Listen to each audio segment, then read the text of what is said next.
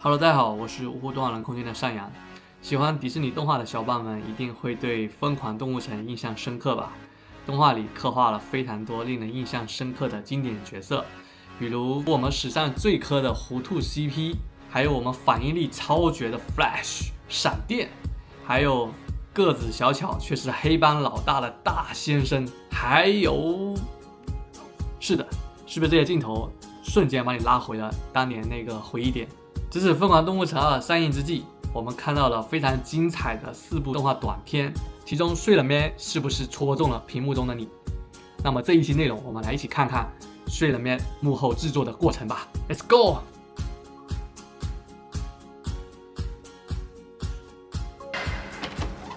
哦 ，Hello， 陈老师好。好呀，我们一起去看一下。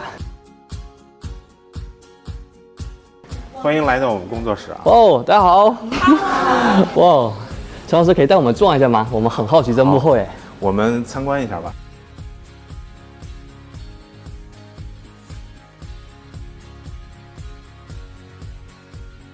陈导，我们看到这里有好多丰富的这个道具啊，可以大概给我们简单介绍一下这些都是怎么分类的吗？这是我们的一个材料区，你别看这儿特乱，但实际上都是分类放的。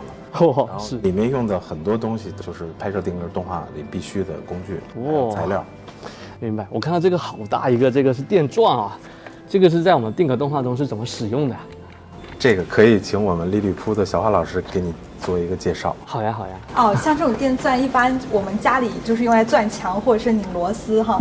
但是在我们定格动画里面，我们是拿它来拧骨架的，因为骨架是有多种的金属的构成嘛，然后我们手拧肯定是拧不动，也拧不均匀。明白。这种机器就特别好用。哦，明白。哇，这个超重要。那我看到这个是平时应该是我们那些女生弄指甲的那个哈，这个在我们定格动画是怎么使用的啊？因为我们经常做一些小道具会自己涂装嘛，那涂装之后的话就很容易掉漆啊什么的，然后所以我们会涂完之后上一个钢化膜，那它就一定要过一遍这个美甲的东西。哦，明白。它就会很坚硬。所以这些就是我们看到这里好多这种就是道具吗？这种亮面漆啊、哑光漆啊、上油漆啊，这种全都是可以就烤一遍。就很坚硬了。明白，好丰富啊！而且这里这么多内容，就是大家都要贴好标签，以防拿错，是吧？可以进行分类啊。对，是的。明白。像我们那种做眼睛的时候，那种 bling bling 的效果啊，那如果你普通涂一层，它就可能会掉漆。然后呢，你看我们那种人偶的那种 bling bling 的眼睛啊，就是因为过了一遍这个机器。明白，学习了。而且我们看到这是我们疯狂动物城的是剪纸动画的短片啊，所以看到我们道具墙里边这边好多这种不同的纸啊。所以这些是会怎么使用在我们动画中？像彩色纸就很好理解了，但是我们这些彩色纸它是有很多种纹理的。你看像这种是带着一些那种皲裂的那种纹理，哇，还有一些这种皱纹的纸。是。然后我们其实最常用的是这个很熟悉。小时候可能会家里都有的这个。但是在我们这个项目里，我们主要是用它来仿那种木纹，就把它贴到我们的家居做好的那些模型家具上面，然后再涂上我们的颜料，它就会非常像那种老式的、很有手工感的那种木头的家具。明白。哇，这些好多细节，特别好。所以说到这些道具，我就后面很好奇大家的一个工作区是怎么样的，可以带我们再转一下吗？好，我们到这边看看。好。陈老师可以给我们介绍幕后制作的一些过程吗？好，我们是一个就是剪纸动画，所以其实有一个特别重要步骤是要做偶，就是一个角色得做出一个偶来，然后和那个就立体定格的动画不太一样，我们的偶是偏平面的，制作的老师们就会拿到一个就是这种设计图，就直接画好。明白。然后拿到设计图以后呢，根据这个设计图再用实物实现它。然后就是虽然我们是剪纸动画，但是我们用了很多材料。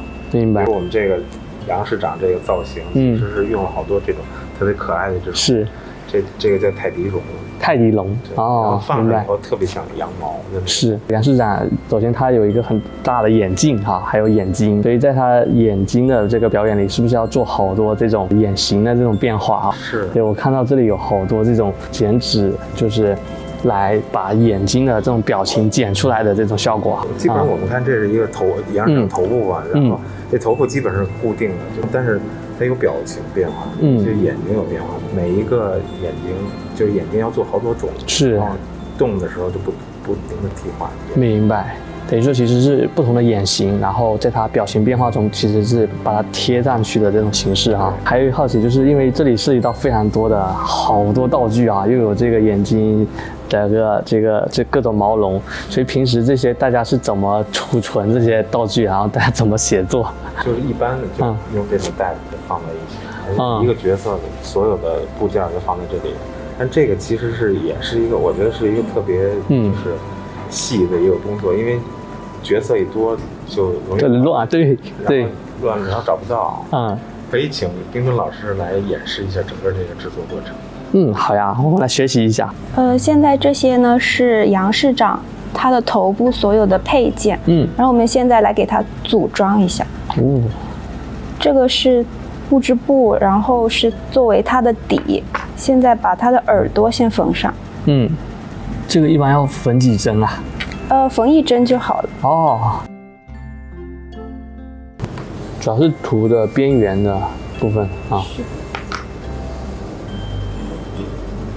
那现在我们可以组装它的头发了。那我们现在这个头就已经完成啦。好呀，哇，好棒啊！那么杨市长的头型我们就完成啦，耶！来，我们可以到这边来看看我们做好的偶。好。哇，我看到这有好多不同的杨市长造型啊，又有大的有小的，然后有3/4正面还有这么超小的。对。然后陈老师给我们介绍一下。根据就是片子里的不同的景别，我们要做不同的号码的尺寸的偶。比如说，就这个很小的这个杨市长，就因为可能有大全景或者是那个全景，就是人物就比较小，而且手指的细节都能动。对，有装骨架。然后这边就可能这个稍微近一点的，就是人物就大一点。然后这个你看这2只大眼睛，它是一个极端的特技，它就拍2个眼睛，所以就要做特别大。还有这种杨市长的手，这个超大一个，这是在特写上的，所以我们不用做全身了，就直接1只手就可以了，单独的特写就可以了哈。而且我们还看到这里边有标了好多这种是杨市长的眼袋的这种色号，包括不同的眼球，我看都有编号啊。可以请小华老师给我们介绍啊，这是怎么个作用？像这边的这些号，它主要是按镜头分的，就是说让我们动画师在看的时候，他就知道，这个镜头是对应的是哪个表情，这样不容易出错。明白。然后呢，旁边还会放很多备用的，因为这个小眼球它这么一丁点儿，然后它还分了2层。明白。一个是它那个绿色的，然后一个是瞳孔那个小黑点，所以就是说非常容易丢，就会多做一些放在旁边。明白。然后包括嘴啊什么的，然后还有就是黑眼圈，它是有很多色号，它因为它是一个它是一个失眠的故事嘛，黑眼圈肯定不是一开始就很黑的，它有一个慢慢变黑的过程。明白，就是到最后面应该是最黑的。是的，如果我们不写色号的话，就你乍一看的话会容易看不清楚。一定要有一个数字提醒它，这个比这个更深一点。好细腻啊。然后这一刻是针对于我们这个小的迷你的小偶，对，小杨市长。刚刚看到这个已经觉得很夸张了，但是迷你偶的话它更小，而且我们剪的时候的话，不能把那个白边剪出来，不然的话它就会带到那个白边就会不好看啊。包括睫毛，你看这么细的睫毛都是要镂空的。天哪！所以这是很考验好细腻的剪，你一上午你都剪不了几个的。天哪！然后我们还看到这里还有就是带到我们杨市长的一个超小型、超迷你的一个。这个其实这个小房子就代表他的那个监狱，然后这是他的床。这个是出现在他那个片子里他幻想中的那个对话框那个小泡泡里面。明白。对，这是一个超迷。是，这也是一个很好的意象化处理哈，特别有意思。然后我看到这里面应该还有好多这种就是杨市长的这种就是人偶的分类，它是它的备用，就比如说我们看到的只是说它必须出现的体型，但是等于说每个体型你有几个动画师就还得有几套，然后完了之后这个动画师除了备用的以外，还要再多做一些，就是如果是出现损坏，它可以很快的替换上。明白。所以就是说动画师的数量和备用的数量就2倍嘛，就等于这一只偶，那可能它至少就要有3只。如果是有2个动画师的话，3个动画师就就是要有四肢。而且我们看到就是针对杨市长有些特殊动作啊，然后还是要给他设计一些比较夸张的这种 pose 哈。是的，因为他毕竟不是一个立体的人偶，立体的人偶他可能就一只偶就可以完成一些动作，所有动作都可以用，但是就是这种平面偶，它有些动作可能做不到，所以就得特殊动作单做一个身体，比如这个盘腿的这个动作。明白，哇！听了老师们的介绍，忍不住自己也想试一把。陈老师可以带我们玩一下吗？可以啊，来，你可以来自己体验一下。好呀。那我先大概展示一下我们这个偶怎么动啊。首先它是关节偶，所以它的头部，然后它的耳朵、它的手这几个关节都是可以这样子去动的。所以像这些地方，它是一些铝丝的关节，包括它的手指。然后包括它腿部的部分，然后还有脚踝的部分都是这样子去动的。然后比较特别的一点可能是这只手，因为我们是一个有点2.5次元的设计嘛，所以这只手是可以这样抬起来的，就是我们在里面做了一个小机关，让它可以在这个方向上也有一些动态。对，所以是这样。然后呢，我们头部呢这是它的一些表情。我们在替换的时候是可以先把这个眼镜取下来，它是有吸铁石粘上去的，所以比如说我们现在想换一下这个表情，然后大概找一下它的位置，然后把这只眼睛也可以替换掉，然后大概这样子之后，我再把眼镜放回来，它自己会吸上的。对，它的位置就眼睛就已经换好了。然后像这个，我们之所以给它做了一个可摘下来的，是因为它在那个迪士尼它那个动画里，它头发上这个东西是对，所以专门是做了一个这样。然后比如说你想拍它跳起来的时候，这个也是可以去做一些动态的。老师可以试一下。那我们就开始快速尝试阶段，是吧？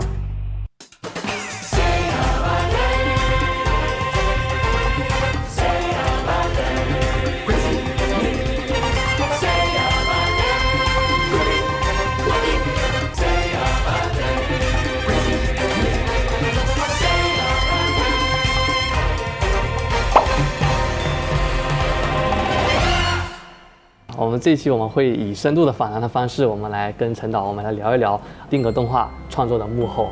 那我们第一个问题，我们想请问陈老师，首先我们知道上美影跟迪士尼疯狂动物城的联动啊，我们在一开始看到新闻就非常出圈，然后很难想象这2大知名的动画厂牌这样的联动，就是让人非常期待。而且呢，很多观众会好奇这2个幕后的这个联合，他们的动画气质是怎么样的啊？所以我想第一个问题想请问陈老师，您可以分享一下创作的过程中是如何设计动画风格的吗？大家都知道，这2个厂牌都特别有名，就是美国动画的代表，上美影又是中国动画的一个代表。我觉得其实最有趣的其实就是融合，因为其实所谓的现在的创新，尤其是在动画领域里，最有趣的其实就是把2种原来你完全想不到的风格放到一起。然后这次其实也是这样一个内容，就是把《疯狂动物城》这个动画，其实用中国传统的美术风格、传统动画技法做4个短片，这个可能就是它最有趣的地方。而且我们能看到，就是我们在《疯狂动物城》的日与夜中是有4个不同的故事，而且名字也特别好玩啊，有爆好吃、睡了咩、这个拼爪术、对暗号，对吧？然后这个4个故事发生在成武木业的4段故事。我想好奇，就是您作为总导演，就是如何来设计这幕后4个不同的风格和故事的呢？这个4个故事，首先这题目就是直接用谐音梗，然后听起来比较好玩，比较有活泼吧。故事本身呢也是选取就在《疯狂动物城》里头非常吸引人的几个角色，他们每个人的在一个不同时段都讲一个他经历的一个小故事，使用的是就是中国传统动画的不同技法，比如有水墨的，有定格的，有剪纸的，还有就是2维手绘的动画。明白，这我们都非常好奇，而且我们可以想具体再聊聊睡了咩哈。像睡了咩这个名字就非常有意思，我们能看到里边有非常多好玩的桥段。想请问啊，这个动画幕后的故事是怎么设计起来的，以及为什么会聚焦杨市长这个角色？我个人就特别喜欢这个角色，就是这角色是一个就看起来特可爱，但实际上是个反派的大魔头，这个是一复杂角色。首先特喜欢，然后还有一个就是我们有一个传统，应该是从外国来的吧，失眠了以后属羊，就是属羊这个。但是这个不是中国传统好像，但是也不知道哪一天开始，就中国也开始睡不着觉的时候，可能就想属羊这事，而且它恰恰是羊，就如果是羊，它失眠了，是不是也得属羊？所以这个觉得挺有意思的。明白。杨市长失眠有很多好玩的桥段哈，包括杨守嘉会给他递眼罩啊、催眠表啊，然后包括熏香，到最后属羊。所以请陈老师可以聊聊这些幕后的情节是怎么设计的。因为就是失眠应该是一个特普遍的一个现代问题，就是好像很多人都失眠，但我个人睡觉还好，然后所以当时我们和编剧老师大家一起搜集失眠的应对方式，把各种比如说用熏香啊、眼罩啊。这种方式。聊到这个杨手下啊，其实我们能看到全片中，其实杨手下的这种他们的动作设计也非常有意思啊。然后要体现不同杨手下的他们的个性，陈老师在这个整个幕后设计有经历过哪些过程？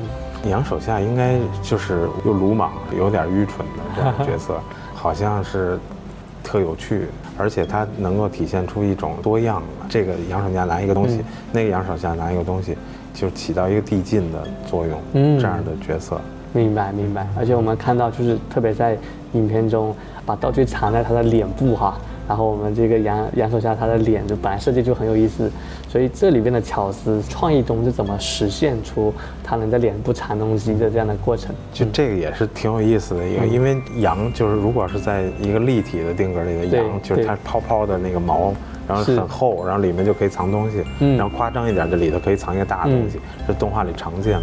但是我们这就是平面的，它既让人感到了一个就是好多毛，而且是一个那个就是很鼓的这个感觉，但是又其实它还有平面，所以用一些动画骗术做一些看起来像是从立体里头拿出来，但实际上有一个平面，所以就是里面就可能得需要拉开一点东西，然后里头藏一点，拿出来以后再缝一下，等于说是一个权宜的手段，达到一个立体效果。剪纸动画都是这样，你可以说是骗术，也可以说是利用一种视觉上的错觉，然后用一个平面空间营造出一个立体空间。我们能看到幕后有很多这种巧思的设计哈，所以在做这种剪纸又有点立体的这种定格动画中，有没有什么特别需要注意的事项？那这里就很多了，比如说举简单例子，就是说就现在是一个夏天啊，天特湿的话，实际上是对偶有很大影响的。然后所以一般的情况，一个镜头可能就尽量一次拍完，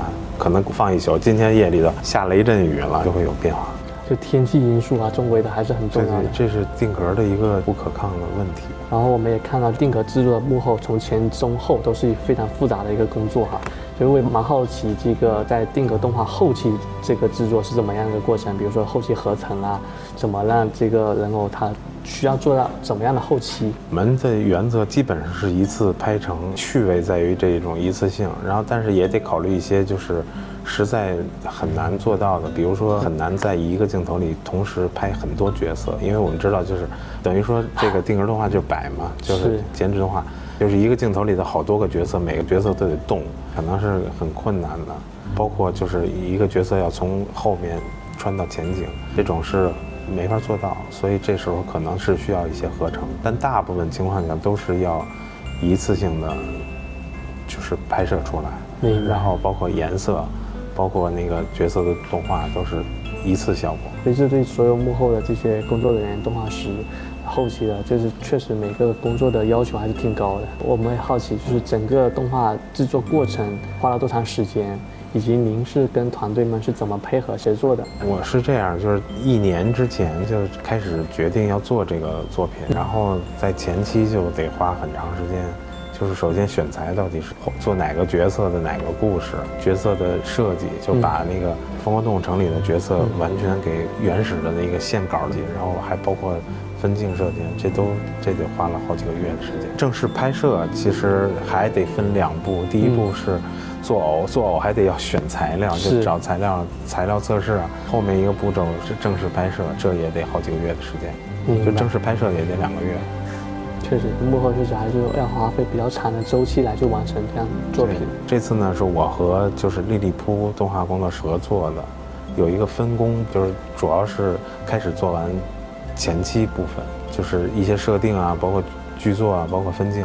然后后面等到真正的拍摄的这种制作的工作，就是利利铺工作室完成。然后下一个方向，我们就要聊聊陈老师的创作思路哈。很多作品都用剪纸的艺术风格来实现的。然后可以聊聊为什么会选择这个媒介来创作动画呢？剪纸动画对你意味是什么？因为我个人就是非常喜欢在动画的空间上做文章，在动画各个技法当中，其实我觉得就是最有趣的，就是在空间上设计最有趣的是剪纸动画。然后简单来说就是营造一个平面空间，这个平面的世界是一个人生经验的这种立体空间，有特别大的区别。然后所以我觉得就特别有发挥空间。然后当然这个片子本身呢，它不是一个就是纯平面，因为平面可以做的特别平面，比如说可以在电脑里头做一个特平面的动画，就比如 Flash 动画这种。然后但是这个呢又不是纯平面，它还是有一点点就是厚度，所以这种更有意思。就有点像浮雕，就是因为我们雕塑它不是雕塑，也不是平面，但是它有一点点厚度，这个空间可能我觉得更微妙。对，我们可以看到，我们刚刚在做定格人偶的时候，我们看那个手，它可以是一个在立体空间里呈现啊。对，所以整体会非常有意思。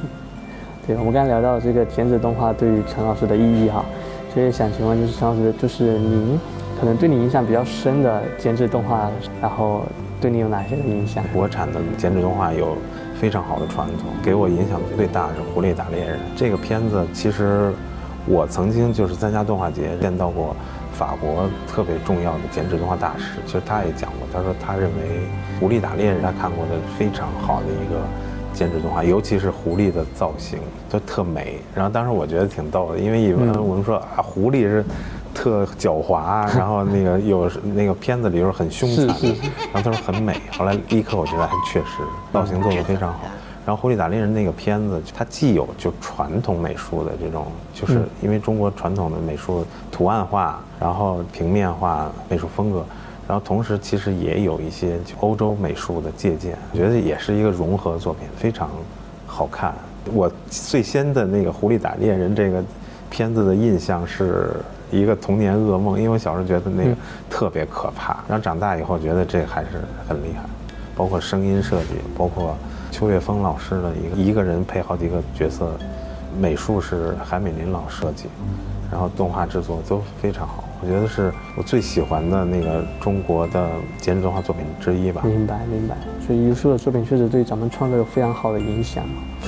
我们同时也能看到您对于这个独立动画、个人动画创作的一些坚持啊。所以您之前以及说不要被工业化束缚这种创作哲学啊，让我们印象深刻。所以在这个我们会感觉到这个创作环境也有这种快产快消费的这种内容时代，很多创作者其实也会面临不同的焦虑。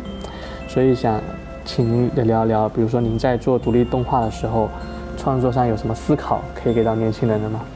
其实我觉得就是动画其实有很多不同的功能，就是说可以就是变成一个共情的东西，然后也可以同时也可以是一种个人的表达。